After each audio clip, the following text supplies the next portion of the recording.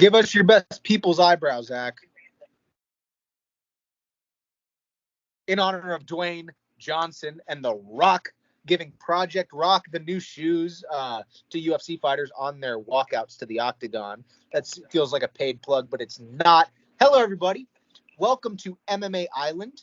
This is the Isle of MMA, a weekly preview show of the upcoming UFC card. For this week, it's going to be UFC 270. I'm one of your hosts, Slick Diaz. I'm joined by Zach Harkness and Michael Fry, both MMA Island team members and longtime contributors with me. A terrific trio, some have called us. And we're back in the saddle, teaming up once again to give you fight picks and preview and info on the upcoming show. This show will be broken up into 3 segments. Of Import with me, where we discuss relevant topics and news to the UFC event this weekend specifically. Then we take a swim in the deep end with Zach Harkness, where he gives us a breakdown and technical insight for the weekend for 1 or 2 instances. And finally, we wrap up with the forecast, led by, we might have to just call him the weatherman, Michael Fry, where he captains our ship for weekly fight picks. This is MMA Island, the Isle of MMA. Let's get started. Make sure to subscribe, like, ring the bell, leave a comment. I don't know. Just do something.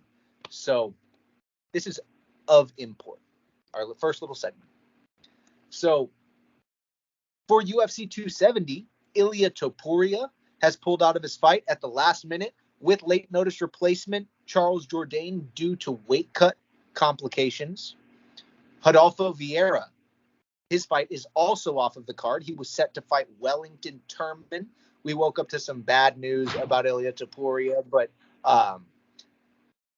there are 8 fighters debuting on this weekend's card. Everyone's got eyes on Jack Della Magdalena, but other exciting newcomers are Jasmine Jasudavicius, Henro Valdez, Pete Rodriguez, Simon Oliveira, Victor Henry, Michael Morales, and Andre Fiallo. Just a quick little segment, just giving you the nuts and bolts of what's going on, and in case you missed a little detail and we're expecting somebody to show up on the card that's not going to be there, we got you covered. That was just the important stuff. Now we're going to get to the fun stuff. We're going to turn it over to Zach, and he's going to give us a little technical insight in the deep end. Is that what we're calling it? The deep end? Sure, why not? You mentioned a lot of those debutantes that are fighting on this card. Unfortunately, most of them are going to lose. In fact, all but one are most likely going to lose. That exception being Jack Della Magdalena, in my opinion, the star of the Season 4 of the Contender Series.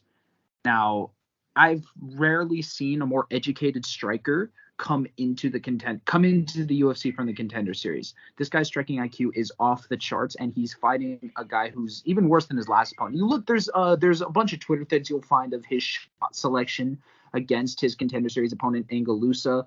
Just he hits the body, he controls range really well. He does everything you want to see from a prospect, and he's fighting a guy who leaves himself open a lot, who's kind of known as I'm pretty sure he's a finishing threat. I haven't done a lot of research on him, but all I know is what I've seen from him thus far. He's going to get tuned up by Jack Della Magdalena. He will put on a striking masterclass. So look for his range control and look for how accurate that he is. He lands so much. He's going to make waves with his strike selection and his just educated technique. It is just amazing to see. And then the other guy I do want to cover has been a longtime favorite of mine, Hyony Barcelos. My cat's meowing very loud in the background. Apologies for that. It's ambiance. But Hyony Barcelos has always been known as a guy, well, now at this point, who's been up there in age and been unlucky in fight cancellations, but that doesn't impact his ridiculous athleticism. He is ridiculously fast and ridiculously powerful with being insanely dangerous on the feet when it comes to finishing and on the ground when it comes to the submissions. And the guy he's fighting in Victor Henry is also up there in age. I believe Victor Henry is also 34 years old. keep an eye out for Hyony Barcelos' signature, as I've heard them in called bus driver uppercuts, where he will just reach across his entire body and scoop up. But for a technique that should get you countered at bantamweight with some of the best strikers in the MMA world or in that division, he's still able to land them with ridiculous power. And it's just a testament to how good he is, how athletic he still is. His cardio may be hurt, but everyone has always called him, not just because of looks, but the way he fight, Jose Aldo light. So to keep a lookout for Barcelos this weekend to put on a performance against a guy who's kind of tailor-made to give him a great showing. Awesome. I really love the tempo we've established so far. We're less than 10 minutes in, and we've already gotten through 2 segments, so we can get to the main section of this whole thing, the point of I Love MMA with the 3 of us. Michael, oh captain, my captain, would you take us away and pilot us in the way of fight picks for UFC 270? The floor is yours. Lead us. Hey, not a problem at all. Looking forward to it. I guess we're starting with the first fight of the night because that would make more sense than starting with the last. So we will start with the bout at 125 pounds. Jazadou Vicious taking on Kay Hansen. I don't know who we want going first, making the pick, or she's a fellow Canadian. You should know how to say that one. Jazadou Vicious? Jazadou? Is that what it is? It's obviously not a Canadian name. I'm just joking. Jazadou Vicious. I don't know, man. How are we going in pick form? Well, I guess, Zach, you want to go first? Sure, I'll go first. And now my dog is barking to add to the animal scenery. But Kay Hansen, I believe her last fight's the one with Corey McKenna, right? Or if not, yes. that was a fight that I believe that she should have won. But even though she should be UFC, the last one's Corey McKenna. Yes. And even though her win against Jinh Fry, I was still unimpressed with her because she did take a pretty bad beating on the feet. Or you remember she was all bloodied up against Jinh Fry. Sorry about the camera there. But Jazadou Vicious is she's a much better striker. She's bigger and she's longer. She's really big for this division. And Jinh Fry is tiny. That is one thing. Jinh Fry is 5'1". Jazadou Vicious is 5'7". Corey McKenna is 5 feet tall. So this is a much larger opponent than Kay Hansen is used to facing. And as someone whose only path to victory is through the ground, I don't think she can beat Jasmine on the feet. I don't know how she's going to get past the jab of Jazadou Vicious. So I'm going to take Jazadou Vicious to win a pretty easy 30-27 decision, barring a submission from Kay Hansen or some greatly improved striking that I have not seen. I thought you said only one debutante was going to win. Is that the one you were referring to? Oh, I guess she's a debutante too. Never mind. It's her and Della. Oh, yeah, that's right. As far as my pick for this, I'm a big fan of Kay Hansen. I on the other hand was really impressed by her comeback effort and late notice or like last minute submission in the 3rd round over Jinh Fry in a fight she was losing. She's a former Invicta champion, Jinh Fry, granted at atomweight, but I thought that was a nice skill level for both of those ladies to debut into the UFC at. I think that Jazadou Vicious is gonna definitely be coming into one of probably the biggest spot of her career by a mile on the UFC's first pay-per-view of the year. Kay Hansen's got that experience at a younger age. I will take her by some tricky shit. Another 3rd round submission. I don't care. Kay Hansen. Well, you said that you're a big fan of her. Well, you're not one of her only fans. I would be a fan of her as well. I would be one of her fans. That's a good one. There was no joke. I'm a big fan of Kay Hansen. I honestly, looking back, and I can't even remember the fight too much because it's been so long since honestly either of them have fought. But the Corey McKenna fight, I think I kind of led more towards Kay Hansen winning the fight, and I did pick her, so maybe I would. But I'd like to. Corey McKenna is returning against Elise Reed, who, funnily enough, actually fought Jazadou Vicious and Jasmine lost a split decision. So yeah, I think Kay Hansen wins this fight. I think her wrestling game is going to be a big factor in this, and just kind of controlling top position with all that. I think this one's kind of tailor-made to go the distance. I think it's more likely to go the distance if Jasmine wins, but I do see a small bit of a chance of submission from Kay Hansen. I definitely will agree with Slick on that one, but I think handily she wins this fight kind of with the takedown game. She does average a decent amount of takedowns. Just if I can pull up the stats here, I think it was like 2.5, something like that. Her submission average is about so pulling it up here, 1.6 submission average, 2.19 at takedown average. Not the highest takedown accuracy at 25, but I do think that she gets a couple takedowns, and I think getting a takedown against such a person who have the greatest amount of experience, I think it's a good matchup for Kay, who we got to remember, Jinyu Fry just took on Ashley Yoder. And obviously Ashley Yoder is not this amazing top contender, but looked pretty good in that fight. And Kay Hansen submitted her in her UFC debut. So I don't know. I just think Kay Hansen is kind of has the better opportunity here. So I'll take Kay Hansen on that. Okay, great. What's the second fight we got on the docket, good sir? So the next fight is Matt Frivola, at least where I'm looking at. I think it might actually be Vanessa Demopolis versus Sylvana Gomez Juarez. It is. So yes, with that, the 115-pound bout at strawweight, Vanessa Demopolis taking on Sylvana Gomez Juarez. Are we keeping the same order in the picks?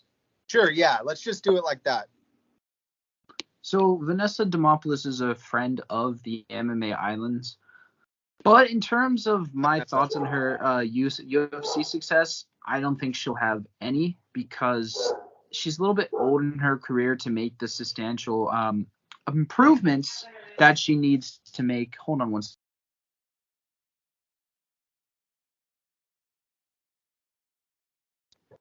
Sorry about that. Anyways, Sylvana Gomez Juarez didn't get a chance to show off her striking prowess in her UFC debut against Lupita Godinez. She did get submitted faster, but the difference is Lupita Godinez is much better than Vanessa Demopolis, and that's proven by the fact that Godinez took Demopolis' LFA strawweight belt.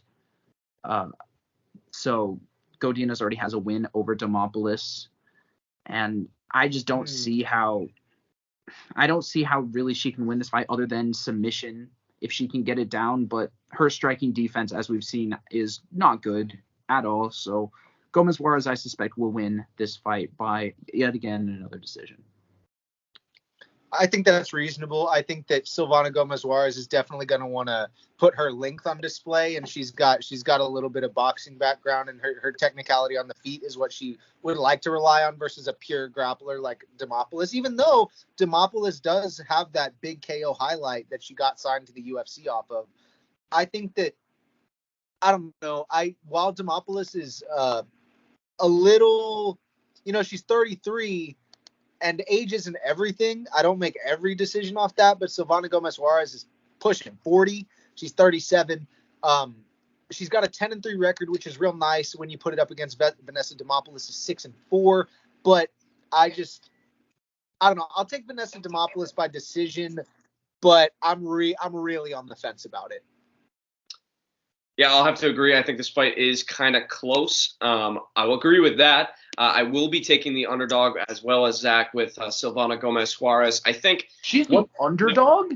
Yeah, Sylvana Gomez Juarez is an underdog. Make those bets, people. Make those bets, people. Do it now. So I'm going with the underdog as well. I think Vanessa Demopolis is she's got some potential. I think she's a brawler type of fighter, which is not too often you see in the women divisions. You don't see too many brawlers kind of just going in, throwing hands like that. But she is kind of the fighter to do that. And it kind of was to her downfall against JJ Aldrich, where JJ just kind of took her down and held her down. But Sylvana Gomez Juarez, a fighter who you wouldn't really expect to have this crazy KO power, but out of 10 of her wins, she has 6 wins. She has 60% of her wins coming via KO, only 2 decision wins and 10 wins. So a 20% decision win rate is not too bad. But getting submitted by Lupita Godinez, that's kind of bad, but that was in her UFC debut. And I think this is a better kind of stylistic matchup for Sylvana Gomez Juarez, because I will agree with Zach. She is a little bit hittable, if you can say anything about Demopolis. So I will kind of lead a little bit more towards Sylvana Gomez Juarez, as well as a little bit more experience. Obviously, Vanessa Demopolis has faced some pretty good competition, but I do think Sylvana Gomez Juarez is KO power and just kind of keeping it where she wants to keep the fight, maintaining distance a little bit more than Demopolis may try to. I do think there's a chance that Juarez could finish Demopolis. I also think I do see this fight having a potential to get finished. I'd say KO from Juarez's side, and I would say submission from Demopolis' side. But ultimately, I will probably pick Sylvana Gomez Juarez to win a decision where she kind of gets the better of the striking exchanges. So moving it on to the next bout of the evening, we got Matt Frevola taking on Henro Valdez, is I believe the pronunciation. And Valdez making his debut, but I will pass it on to Zach. Frevola is an interesting fighter. He's coming off a little bit of a skid, but he's shown a lot of ways to beat him. First of all, he's very susceptible to getting finished early, and I'm not just saying that because he lost his fight to Terrence McKinney. Look back, and it also happened to him against Polo Reyes as well. And the thing with him is if you don't get him out of there early, he will be a tough fighter to engage in a brawl with. Like, he's not the most technical, but he is in your face, and he kind of has a disregard for his own safety. Like, he fights these guys who are much bigger than him, and he is not afraid of their power whatsoever. And so that kind of leads to him getting landed on a lot. And you know what? I'm changing it up again. I forgot about Henro Valdez being another debutant because I'm picking him to win this fight. I guess I was a little bit jumping the gun there, maybe being a little bit too cynical. But he has shown that he is kind of a ridiculous finisher. And yes, the competition that he's fought is not the best. But I think that especially coming off of that last fight, it's got to shake your confidence with the loss to Saryukin as well, with how badly Saryukin beat him. He's got to be suffering for some confidence issues right now. And I think that Valdez can finish him early. He possesses the necessary power and submission skills to do it. So I am taking Henro Valdez to win by finish. I can't tell you by what kind of finish, but I think he's going to finish the fight. Yeah. Some things I'm big on are synergy and momentum, and why I say that is because Henro Valdez is a teammate of Brandon Moreno. So we've got an undefeated fighter making his UFC debut on the card of his guy's first title defense. That seems like a perfect setup to get things going for a career of your own. Frevola is riding a 2-fight skid, most recently being on the receiving end of a dramatic debut finish by Terrence McKinney, or did Armin came before that, right? Armin was first. Yes. Okay. So most recently he got finished in 7 seconds by T-Rex. I think that this could mirror that situationally for Frevola, except this time the guy he's welcoming to the big show is undefeated coming into the UFC. Something interesting to note about that parallel that I just drew too is that Frevola's last outing was versus McKinney, which was also on a big pay-per-view event where Divas and Figueiredo and Brandon Moreno were the co-main event for a title fight. From what I've heard, Henro loves to fight, so I could see this going poorly against a seasoned guy like Frevola if Frevola comes in with head screwed on right. But from the optics of it, it seems like Valdez is a dynamic finisher, but I'll take another dramatic third-round finish here. I'll take a knockout by Henro Valdez. I will probably, I'm so close on this one. This one is very close in my eyes. Everything is screaming to me to pick Henro Valdez in this one, but I think I will be leaning towards Matt Frevola on this one. I think just more of the UFC experience, and I know Valdez does train with Brandon Moreno, but I will lean a little bit more towards Matt Frevola. I think I'm getting a kind of a slick kind of vibe to this pick, a slick Diaz kind of vibe to this pick, where it's like I don't know. I think I have this feeling, I have this vibe. I would say he's the underdog, but but he actually isn't. Valdez is the underdog, if I am correct. So I will be going with Matt Frevola on this one. And I don't know. I have this feeling. I think this dude's just a dog, and I think he's upset about how his last fight went, and kind of even the fight before that on the loss to Sarukian. I think this is kind of a good matchup for him against a guy who's debuting. And when you're a guy who has fought these tough guys, so I don't know. I something's just screaming to me to pick Frevola in this one, but I would not be surprised at all if Valdez won it. But my main pick will be Frevola via decision. I don't see a big chance of a finish. I do think he just kind of uses his ground game to kind of bring him down, where he's more of a – because Frevola is technically a wrestle boxer type of fighter. But I will be going with Frevola on this one, probably just a decision. So I guess we're moving on to the next fight. The fourth fight of the evening is Jack Della Modelina taking on Pete Rodriguez. Excited to talk about this one, but I will pass it on to Zach. I covered this one a bit earlier in the breakdown section, but there's absolutely no reason why Jack Della Maddalena should not win this fight. He will win this fight. I covered it a bit early, just with how in awe I am of his striking technique and how excited I am for his future. And he was supposed to be fighting Warley Alves, who is kind of a tough debut fight. So that tells you how much they respect him. This guy's Pete Rodriguez. He's not going to beat him. He's just not. 4-0. Come on. No chance. Fair. Yeah. But Pete Rodriguez is 4-0. It's just so you gotta flip the perspective on it sometimes. But I'm inclined to agree. I will say though, Pete Rodriguez has some very fascinating tattoos. His tattoos on the side of his head are actually very beautiful. But I'll take Jack Della Maddalena here because what's beautiful about him is his striking prowess. The dude is talented. He really was impressive in the last time we saw him, and looking to kick down the door, for the UFC. I think we'll see something spectacular from Jack Della. I got him by knockout. I don't know what. No, actually, let's see. I have him by decision. I think the gritty guy who no one knows about and Pete Rodriguez is going to extend Jack Della Maddalena and get to a decision where Jack Della wins a unanimous decision. Good stuff, man. So I'll take Jack Della Maddalena on this one as well. I don't know what it is. I've only seen the Dana White Contender Series bout, but I just have a really, really good feeling about Jack Della Maddalena. I think if he wins this, I think that's an interview I will definitely pursue. I don't know, man. I just something about maybe it's the 80% KO win percentage on his record, but something I don't know, man. I'm really looking forward to this one. I think Jack Della Maddalena has I don't know. It's just I haven't seen too many interviews. I haven't seen too many of his fights, but I feel like he's just got this it factor. I'm getting so many Slick Diaz vibes tonight. Something feels right. I mean, the puzzle pieces are forming. I will take Jack Della Maddalena on this one, and I will take a knockout in this one. I think he can knock him out. I think it's a pretty good chance he knocks him out as well, with everyone talking about how good his striking is.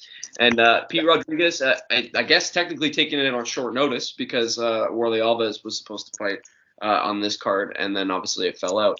And I think you can kind of tell it's not like Pete Rodriguez is overweight. It's not like he's out of shape, but you can tell that his frame isn't as completely built for his same weight class as Jack Della Maddalena. So I don't know. I think the odds are heavily favoring Jack Della Maddalena as well, and I think with good reason. I think he can get it done handedly, and I think he gets it done with the finish. And again, Jack Della Maddalena looked ripped at weigh-ins and ceremonial weigh-ins. No, for sure. Maybe that's why I thought, but everything's screaming to me to just pick Jack Della Maddalena on this one. I think he gets it done dominantly, and I think maybe even early. So moving on to the next fight, we got a guy I interviewed, Tony Gravely, taking on Simon Oliveira, and I will pass it on to Zach to start us off. So I completely forgot that Tony Gravely versus Nate Maness ever happened. So I was surprised to see that result. But it still doesn't change what I feel in my mind about how I feel like this fight is going to go, which I'm going to just start off by saying I'm taking Tony Gravely to win. because you look at Simon Oliveira's records and you look at his past fights, the competition that he's fought has been not great. And as soon as he's gotten these step ups, he has shown struggles. You watch him in his early career and he just washes these guys. He's always been the best guy in the room. And that is kind of the Astra Fight Club way. The team that he fights for, Astra Fight Club, they get their guys to have these shiny, beautiful records. But you have to look past them a little bit. And his Contender Series bout was concerning. I remember everyone being a bit surprised that he got the contract, especially when people didn't think that he won against Jose Alday. And so if you're not exactly used to fighting the highest level of competition, fighting someone who's a grinding wrestler who has a ton of cardio is not exactly the best archetype of fighter that's easy to beat when you're just getting used to high level competition. And Gravely's been around in the UFC. He's fought all over the place. He's fought 5-round fights outside of the UFC. He fought in a 5-round fight against Chris Moutinho, actually, of fame of getting the shit beat out of him.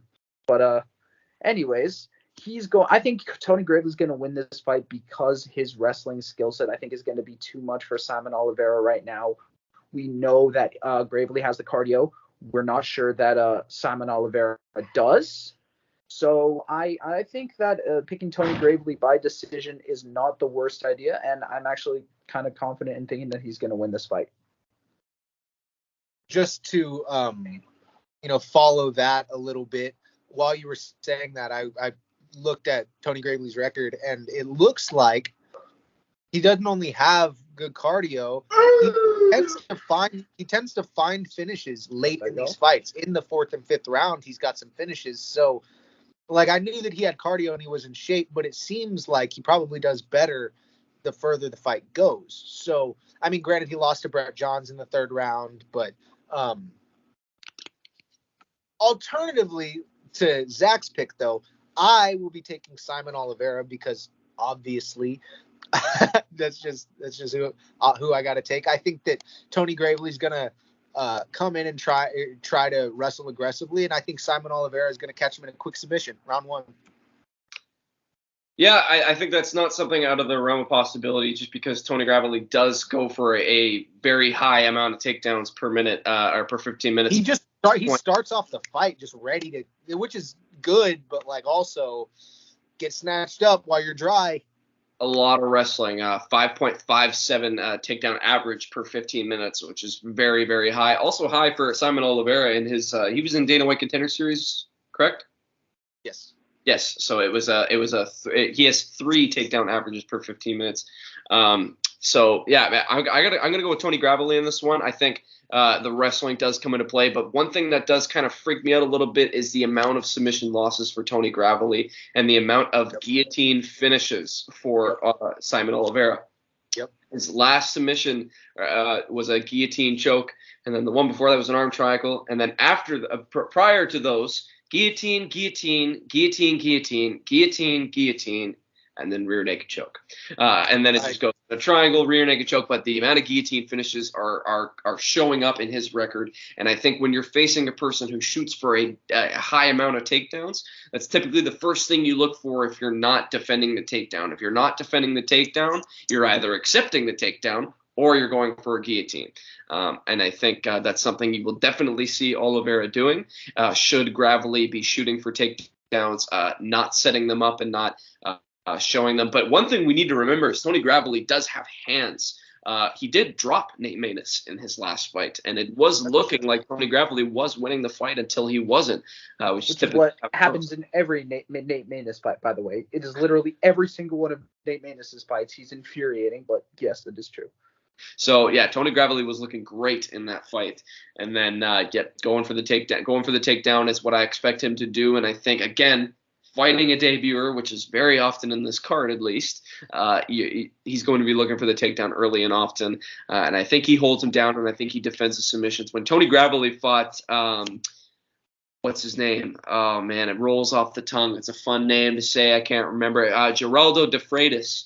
Geraldo De Freitas, when he fought him, Geraldo De Freitas was looking omoplatas, triangles. He was going for everything. And I interviewed Tony Gravely after that fight. he said none of it was close. He's like, I have a different mindset when it comes to finding submissions and understanding when my opponent is looking for submissions. And Geraldo De Freitas was looking for submission after submission after submission, and Gravely was defending them very easily and held him down. And I just expected that's one thing I'm a little scared about is Gravely's chin is in that fight he was getting hit a lot and then getting knocked out by Nate Maness, it being his first knockout loss in his career. But I don't know. I think if Simon Oliveira has a chance, it's either a guillotine or I think if anything he can land a couple shots on Tony Gravely. But I will be going with Gravely on this one. I think I'm pretty confident in taking his wrestling game and his experience to be able to win rounds and again win a decision. So I guess we are moving on to the next bout of the evening, and I have to scroll all the way down, and the page has to load again, and it's going to be Hyony Barcelos taking on Victor Henry, a bout we were supposed to be seeing, I think, last week. Yeah. And then, I guess I'll pass it on to Zach.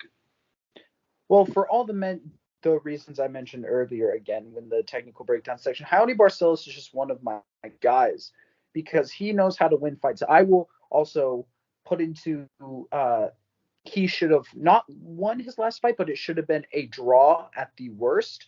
The fact that he didn't get a 10-8 round for 2 knockdowns against Timur Valiev on any of the judges' scorecards, it's just nothing but disgusting. That's all I have to say. So do not take the loss against Valiev very seriously because it's not a real loss. It's more of judges' incompetence and how they don't know how to score 10-8 rounds. Anyways, he's just an insanely good fighter. He's aging out, and yes, he may have a bit of cardio problems nowadays, but that doesn't change the fact that Hyony Barcelos is just really good. He's good at everything. He's insanely dangerous everywhere. His defense is good, his power, his submission threats. Victor Henry's fun, but he's debuting against one of the harder debut fights, and it's funny that how he's on the prelims when a guy he beat inside Nurmagomedov is on the main card. Make it make sense. Interesting. Yeah, I mean, if you know anything about my style of picks, I probably want to pick Victor Henry. But, well, I don't know, man. He's just like, this guy's interesting to me. He's got the long hair. He's the number 1 active pro bantamweight coming out of Japan right now, which is not true, by the way, because it doesn't count. It doesn't count where they don't count people like Kaya Sakura, Kyoji Horiguchi as worldwide. They count them as worldwide, not as Japan. So just take that into. Oh, okay. Well, that's interesting. All right. Well, never mind that. But yeah, so he spent a lot of time out fighting in Japan. He's a catch wrestler. He's from California. Head coach Josh Barnett, but his nickname's La Mangosta. He looks like a hippie named Victor Henry. It's pretty crazy. So I'm definitely intrigued by this guy, and in another life, I probably would have picked him, but trying to be wise this year, I'll be taking Hyony Barcelos by decision. I'll be taking it to go all 3 rounds. Yeah, so I think that those are very good possibilities. I have to agree with Zach and go back to what Zach is saying about Hyony Barcelos being like a very, very tough fighter to debut against. Just because, like, think about this for a second. Hyony Barcelos dropped Timur Valiev twice in their bout, and it was looking really good. And then I can't really remember exactly how the fight went. I did pick Timur Valiev to win it, and I do remember being like, I don't know if he won it. Timur Valiev ended up winning the fight. So hey, I was right. But just looking at it this way, Hyony Barcelos is a very high level MMA fighter, and I think it's Victor Henry isn't coming into this fight with like, oh no, not that many fights or anything. He's got 26 fights, so it's not like he's like coming in with like 8 wins, 4 wins, 5 wins, like a low amount of wins. He's coming in with 26, so he does know how to fight, and I do think he has a chance. I would say a puncher's chance, but I would say he has a submission chance. I do think that there is a chance that Victor Henry could find the better of Barcelos on the ground. That being said, not having seen him fight UFC level competition, but Hyony Barcelos, I just think he's one of the the more underrated fighters in the bantamweight division, and pretty well in MMA and in the entire UFC, I would honestly say, just because I think when you're talking underrated, unranked fighters, I think Hyony Barcelos is a person you have to put in the conversation just because of the competition this dude has beat. Just going back, looking at who he's beat: Saeed Nurmagomedov, Chris Gutierrez, Khalid Taha. You could argue it was a draw or he won against Timur Valiev. I don't know. I want to see more of this guy. I want to see Hyony Barcelos, and I like what Zach was saying about how Hyony Barcelos beat Saeed Nurmagomedov, and now Saeed Nurmagomedov is in the main event. I think it might have to do a little bit with that last name. There's some fighter with that. There is some fighter with that last name. I can't remember who it is, but he's pretty good, I think. I do remember that. That does sound familiar about him being good, but something tells me he hasn't fought in forever. I don't even know. But Hyony Barcelos, I do think he has a great chance to win this fight. This dude's got KO power. So I do see Victor Henry shooting for takedowns, trying to lock Hyony up in a submission. But I think he's pretty good on the ground as well. So I will go with Hyony Barcelos on this one. Pretty high confidence, and I will say decision, but I wouldn't be surprised if he gets a KO, even though Victor Henry has been proven to be very hard to beat. All 5 of his losses come via decision. Passing it on to the next fight, we're moving on to the main card.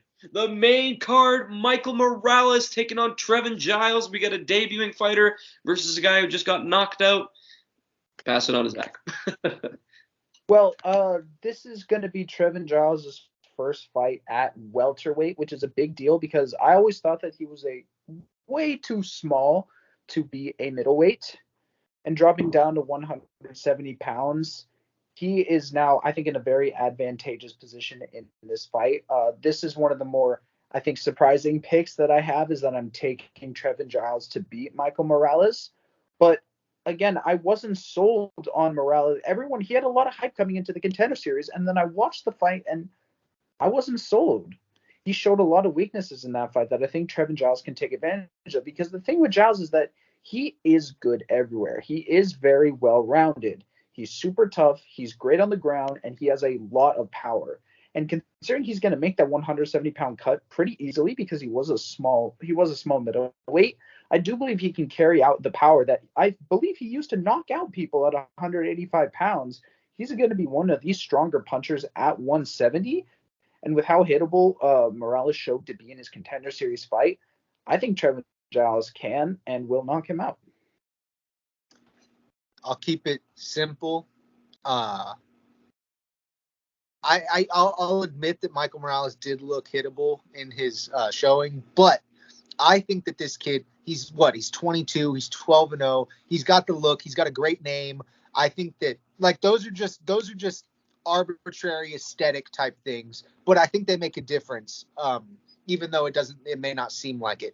I think that Mike, and clip this, do whatever you want, because it may come back to bite me in the ass. I think Michael Morales has future UFC star written all over him. I really do. I think just from what I see of him, he's got a boatload of potential. Trevin Giles is a tough fight. And like you said, Zach, I didn't even realize that Trevin Giles was making that transition. It didn't click in my head.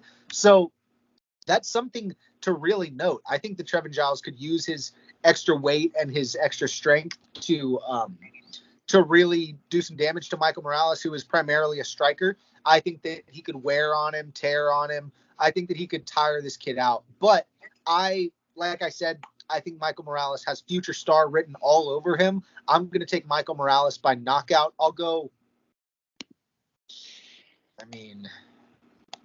Just give me 1 second. Although Trevin Giles is a Texas guy, so I struggle picking against him. But I'll go round 1 or 2. I don't know. I'll go round 2 knockout for Michael Morales. Yeah, I think that's very good chance it happens as well. Michael Morales, a dude who has a 75% KO win ratio. Yeah. It's a lot of knockouts in a 12-fight career. It's like 11. Beautiful, beautiful record. 4 of his last 5 wins coming via TKO, one of them being doctor stoppage. But we're looking at a guy in Michael Morales who has the frame, like a beautiful frame at 170 against a guy making his debut. And I will say it, Trevin Giles did look really good at 170. I thought he looked amazing. Just weighing in, at least, I think he looks a lot kind of fitting that weight class. I just think this is a little bit of a tough matchup for Trevin Giles. Due to who I interviewed. It's funny, I actually interviewed Dricus du Plessis and Trevin Giles, so it was kind of weird to see them both get matched up against each other, and then all of a sudden Dricus du Plessis gets a knockout out of nowhere. That was a crazy thing to see, especially having Trevin Giles like never lost via TKO or KO. It's always crazy when that first KO loss just comes out of nowhere. And I think coming off KO loss, moving down to 170 scares me a little bit against a guy who is just like has a beautiful record, 12-0, a bunch of finishes.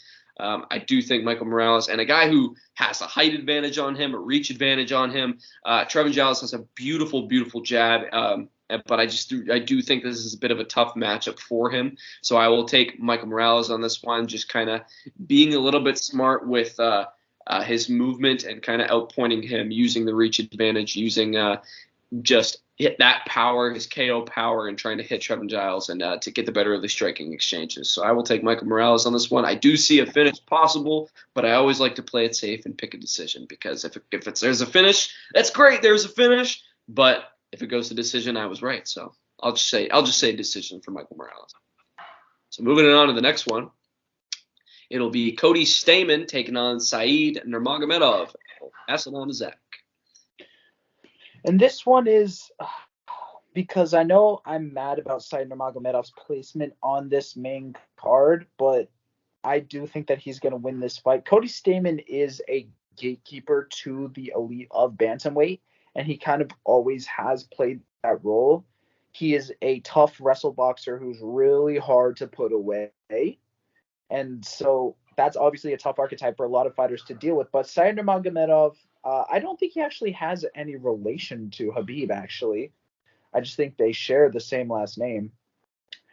He is more on the Zabit side than the Khabib side when it comes to his style of fight, which is a bunch of flashy striking, a lot of spinning kicks. He's got that length and that like agility and like nimbleness that some of those guys have from over there. Yes, and I think that length is going to be a big part because Cody Stamen is pretty small and compact. I do think that Saeed Nurmagomedov is bigger, so I think that he can keep Cody Stamen out at range, and that's where he's going to be best in this fight, is where his kicks are going to be the most dangerous. But don't get me wrong, Stamen can take him down and catch one of those kicks, take him down and control the fight like he's done against many prospect strikers who try to come up. Most notably, Song Yadong. You can argue the ethics of that fight being a draw as much as you want. But, I do think that Saeed should be able to win this fight. I think he can keep Stamen out at range and pick his shots. As long as he fights smart, he should be able to cruise to a decision against Cody Stamen. That's how I feel as well. I pretty much precisely that way. I respect Cody Stamen and his abilities. He's a good fighter, and he's a tough test for anybody trying to make the breakthrough in the division. But I think that Saeed Nurmagomedov is going to stay out on the outside, and he's just going to slice him up. He's just from the outside, just with his jab. I think that Cody Stamen could be a bloody mess by the end of it. What just came into my mind right before you said the Zabit thing, which was kind of funny that you said Zabit as I was thinking this. The fight that I almost think that you should watch if you want to know how this fight's going to turn out is Zabit Magomedsharipov versus Kyle Bochniak. Physicality wise, I think that Kyle doesn't have the wrestling that Cody does, but in terms of stature and attitude, I think that it's gonna have a lot of parallels to that fight, especially with Saeed and Zabit's similarities in wanting to keep the distance at an optimum range for their privy and preference. I think that Saeed Nurmagomedov stays on the outside, stays smart, frustrates Cody Stamen, makes him bloody, and wins a decision over Cody Stamen. Yeah, I'll have to agree. I think this one's kind of tailor-made. Go the distance as well. I will be putting some money on it just because, like I said, I love those goes the distance bets because the way I see it is you're not gambling, you're paying for a finish, and if they can't get the job done, they send the money back and then some. So I will be putting some money on goes the distance. I'm sure it'll be very, very low. But I will be putting money on it because I think Saeed Nurmagomedov is going to outpoint Cody Stamen in this one. I think, like you said, Cody Stamen being a wrestle boxer, just trying to take him down. If he can't use those hands around the outside, but Saeed Nurmagomedov just having that, I think he has a striking advantage on him for sure. He looked absolutely phenomenal in his bout against Mark Striegel. Just crazy. I think Striegel was going for a takedown, and Striegel was very, very good on the ground. I know he's got a lot of scarf hold finishes.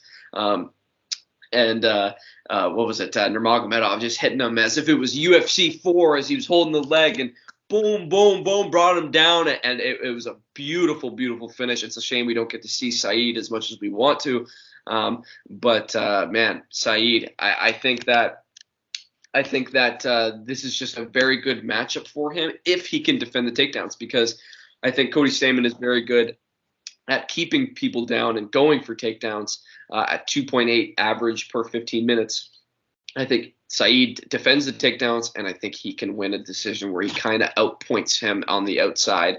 And I think the Bokniak Magomed Sharipov reference is a pretty good one. I think this one, I don't know if it'll be as crazy as and intense as this one. But just the energy, like there was a certain thing going on in that fight that honestly, it's more Cody Stamen that brings that to the forefront than Saeed Nurmagomedov for me. Cody Stamen, his nickname is pretty indicative of what he is as a fighter. That dude is a Spartan in his mindset. He really, really does fight. Like, this dude is a warrior. Picking Saeed Nurmagomedov isn't it's not disparaging towards Cody Stamen or his skills or his abilities or his journey. I just think Saeed gets it done this time. But yeah, Cody Stamen to Kyle Bochniak is the parallel that kind of clicked it. And then I was like, oh, and then it's Saeed and Zabit as well, which is also nice. So yeah, it's obviously not going to be the exact same thing. 4 different fighters, but I think that if you remember that fight and what it made you feel, I think this could be a breakout performance from Saeed Nurmagomedov if Cody makes it entertaining. Yes, for sure. So moving on to the next bout of the evening, it will be Michel Pajeta taking on Andre Fialgold, making his debut.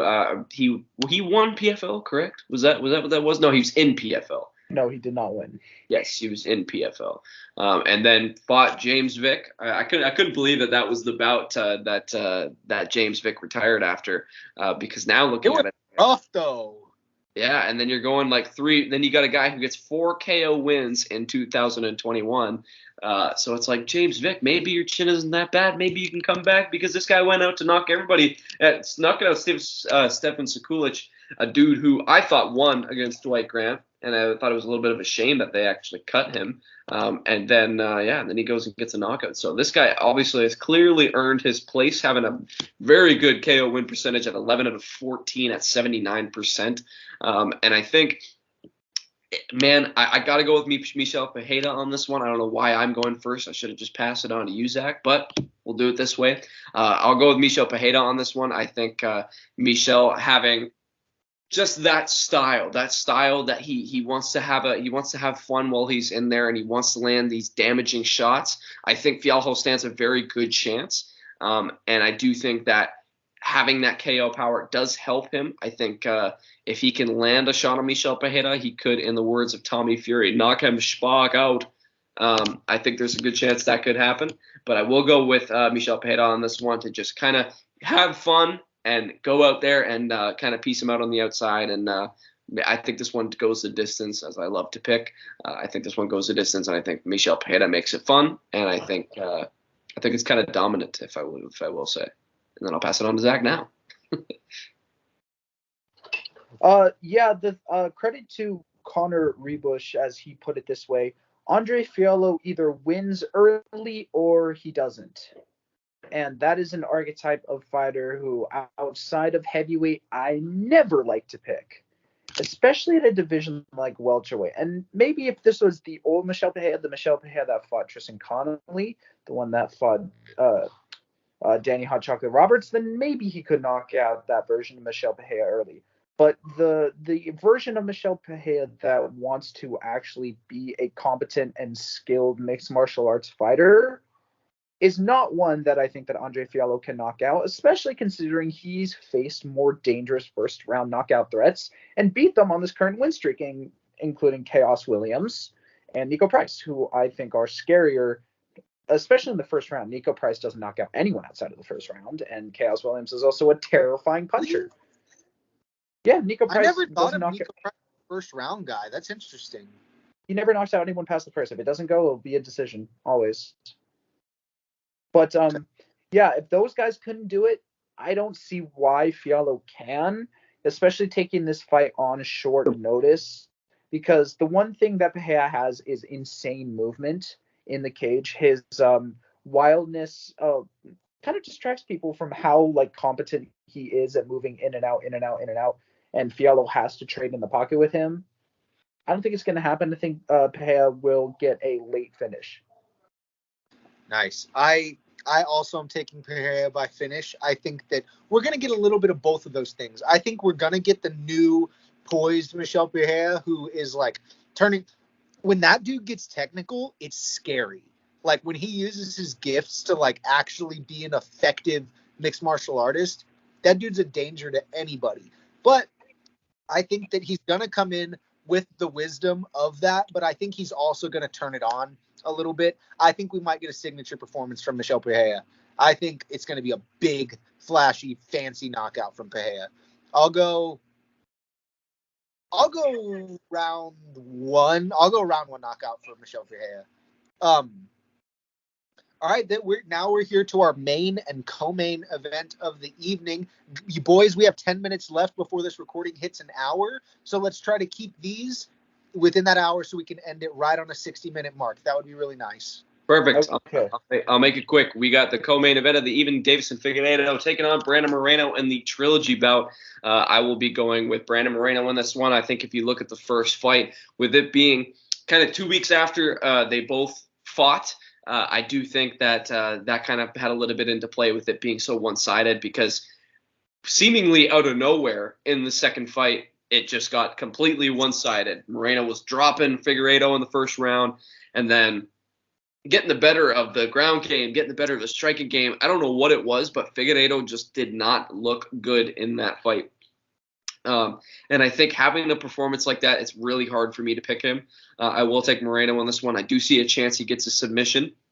But ultimately, I, again, will be picking a decision for this one. I do think that Moreno can get the better of him in the ground exchanges, and I probably think we could see a little bit more of some wrestling coming from Moreno. And I'm really interested to hear your guys' picks on this one, and we're keeping it fast. Pass it on to Zach. So I agree that something was wrong with Figueiredo in that fight, but it was also the adjustments that Brandon Moreno made.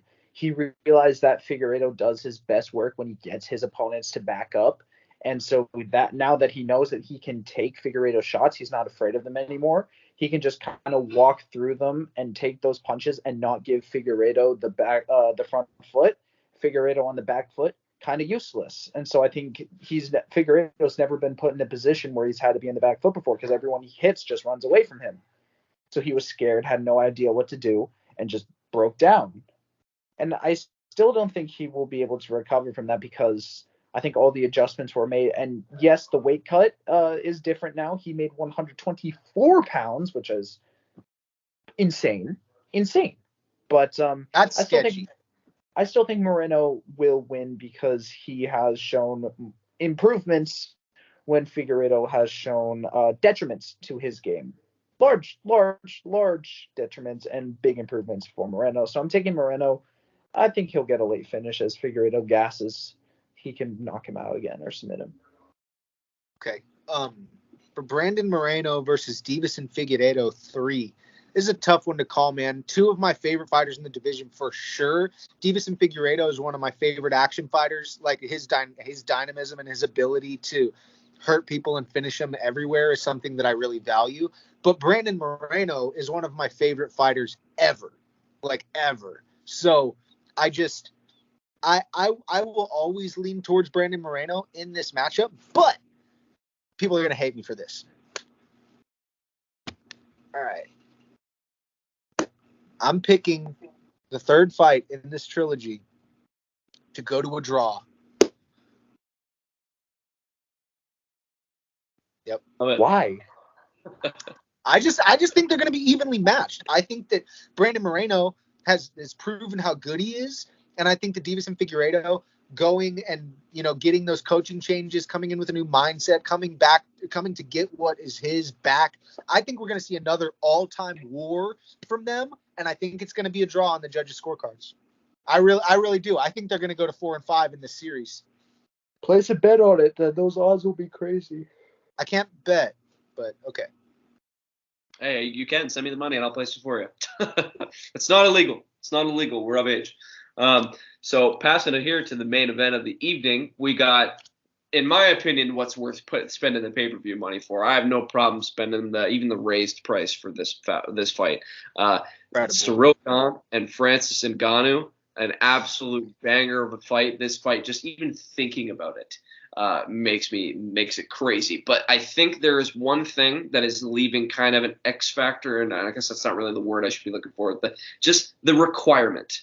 The requirement. If I could speak to the MMA gods and I'm like, you want me to spend the money on the pay-per-view? Let me ask you one question. Does Francis let his hands go? And they go, yes, Francis does let his hands go. And I go, okay, I'll buy the pay-per-view. And I buy the pay-per-view. So if that happens, I don't know what happens, but something's telling me that that whole situation where I speak to the MMA gods, I don't think that happens. I think Francis kind of is a little gun shy. I think it looks a little bit like the Derek Lewis fight, not the one against Ngannou. A little bit actually, a little bit of the Francis Ngannou Derek Lewis fight, and a little bit of the Ciryl Gane Derek Lewis fight, where it's kind of like, okay, Ciryl Gane's getting the better of him. Okay, he's getting the better of him. Okay, he really is getting the better of him. Okay. I think that's what we're going to see. I think this one goes the distance. I love to pick the distance fights. I think especially at heavyweight. 100%. I think Ciryl Gane just kind of pieces up Francis Ngannou, just staying on the outside. Dan Hardy had a very good analogy for what I think is going to happen. Poking the bear.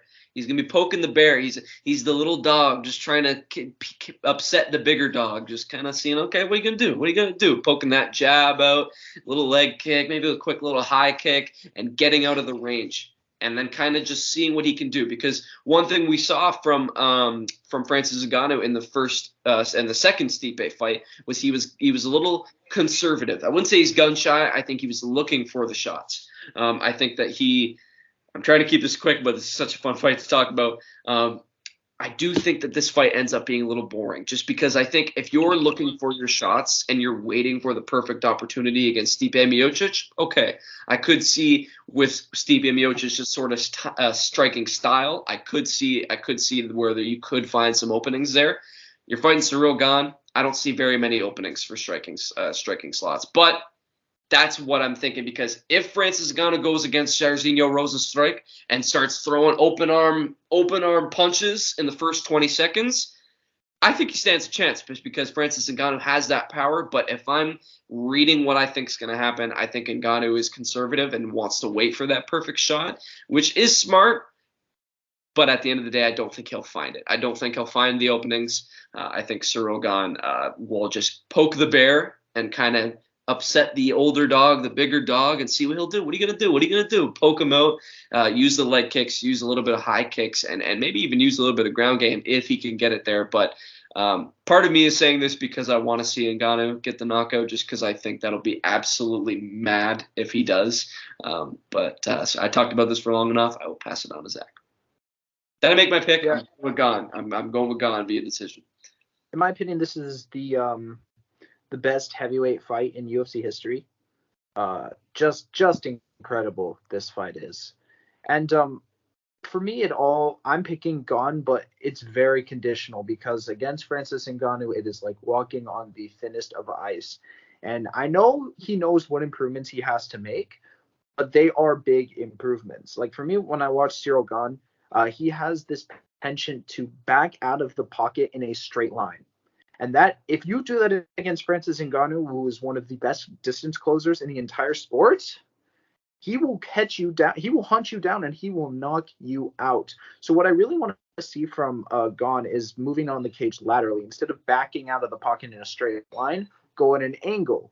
kick the body. That's one thing. I think the body teep kick that Ciryl Gane throws is going to be the most important strike of this fight, because if he can establish that early, he can kind of shut down Ngannou. If he can shut down Ngannou, because if you start hitting the body, you make people's volume slow down. And someone who's already kind of low volume like Ngannou, if you slow him down and you take away him throwing at you, then there's not a lot that he can do. But again, you have to be perfect. Your technique has to be perfect. That's why Ciryl Gane, I think, is like the only person who is right now in the division who can do this. So Ngannou's shown a lot of improvements. And I think people who are saying he's just power are diminishing his skills a little bit. You look at what he's doing. He's excellent at closing distance. He's a great counter striker. So I think Cyril's feints are going to play a big part. He has to bait out the counters that Francis throws. He has to bait them out. And then he can work on throwing. It'll have to be a technical masterclass, but I don't think that's beyond him. I don't think that's something that he can't do.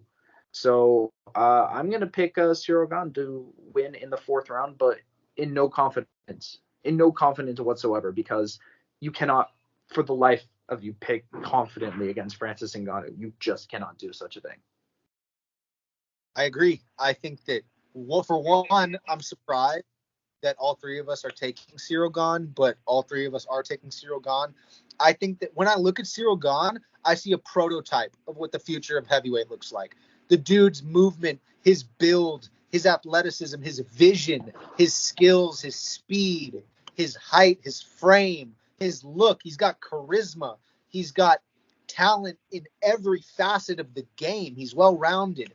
I think that it is really, really, really, really, really, really sketchy picking against Francis Ngannou. And I tweeted earlier this week, I think it's like 75% likely, 75% chance that Francis actually wins just because of that nuclear option over 5 rounds. That's why I picked him to beat Stipe in the rematch, because there's only so long that you can avoid that nuclear shot. And the longer you're in there with him, though he does get more tired, it still ups the chance of it landing. That's just basic universal mathematics and systems and stuff. So I will be taking Ciryl. I almost like him by submission, but I'm not going to do it, even though we all know I want to. I'll be taking Ciryl Gane. I like it by...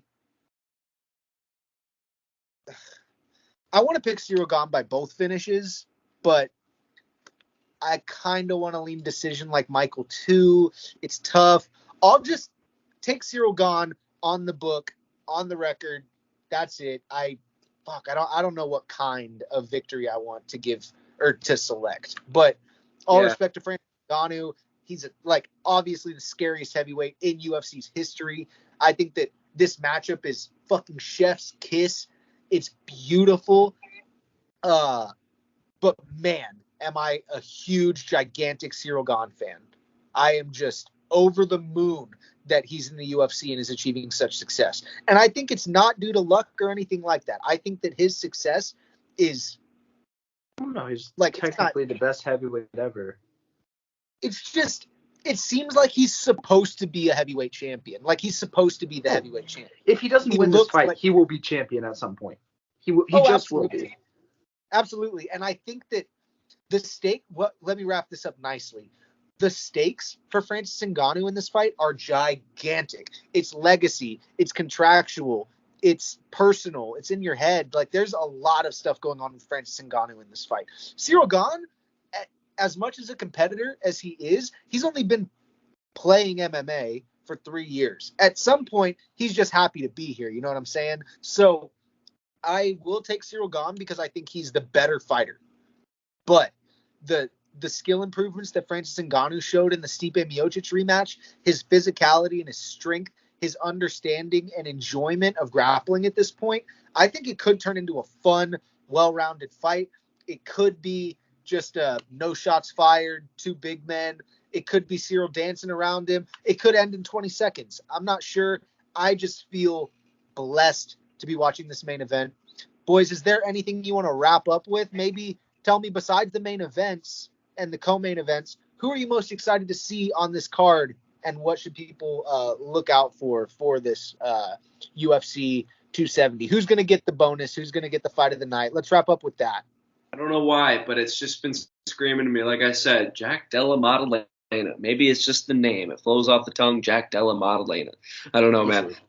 Looking forward to this fight. I don't know. Man, it's just something about it. It just screams to me that this dude is going to win in very, very good fashion. I think he gets an early KO, and I think it's awesome. And I think I'm going to pursue that interview because, I don't know, something tells me that this dude is going to get a fast KO. Let me just say this quickly. I know he said co-main or main, but I do want to say about the main event, I really want to hammer this point home just because I am such a believer in if you say something and you don't want to believe it, but you tell people about it, you're either right and like let down because it's something you didn't want to happen, or you're wrong and something good happened because you were wrong. So I will be going with a boring main event. I think it's boring. I think Ciryl Gane kind of just point fights, jab, leg kick, maybe one little stun there. Sorry to cut you off. That's ideal. I don't want either of these boys to get hurt. They're both precious. I love both of these men, so I would love that, Michael. So I think it's a boring main event. I honestly think there's a very, very good chance it's a boring main event. So I hate to leave it on that note, but hey, Jack Della Modelina, man, here we go. Can't wait for that one. Zach, What about you? Yeah, kind of touched on the big hit with Topuria card. It's been tough to get any sort of excitement out of it, but Magdalena, Barcelos, and Michelle Pajeta, I think, should get some sort of bonus. I think he gets a submission. I would expect it. Let me just say it. Michelle Pajeta via submission. I think he gets a submission. Ooh, I love it. I'm going Pereira by Capoeira, but that's me. I think he's going to backflip onto this dude's forehead. Is that illegal? That's illegal, right? It is. It's got to be. Yeah, but, head straight to it. Well, very. As far as I'm concerned, the people I'm most excited about besides the main and co-main, always love to see Pereira, but Morales and Nurmagomedov are also high on my list. All of these debutantes, I don't know why, but that's just my thing. I'm really excited to see Jack Della on the big stage, Simon Oliveira. I want to see what Pete Rodriguez is made of. I'm going to list the whole card because even though people are saying it's an underwhelming event, I think we need to take this opportunity as MMA fans to embrace the fighters of the future. I think the cards like this, in 10 years, we're going to look back and be like, whoa, Michael Morales was on this card? That's fucking crazy. And he lost? Wow. This has been MMA Island, the Isle of I'm Slick Diaz. That's Michael and Zach. Thank you for joining us. Have Violence Day tomorrow. Enjoy. Yes.